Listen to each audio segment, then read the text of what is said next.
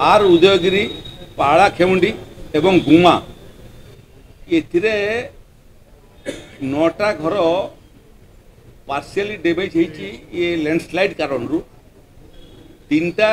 गछ अपरूटेड होती 10टा गछ माड़ी बसी रास्ता को अवरोध करथिला गोटे की रोड जोटा भेकुलार मूवमेंटा को अवरोध करथिला ताको रेस्टोर हो गलानी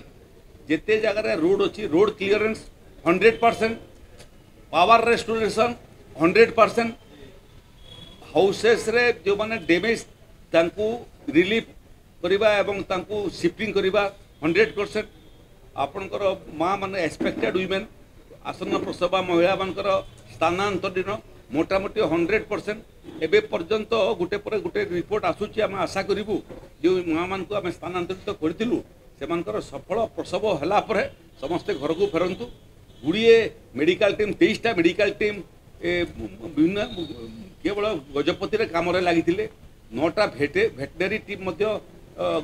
कम लगी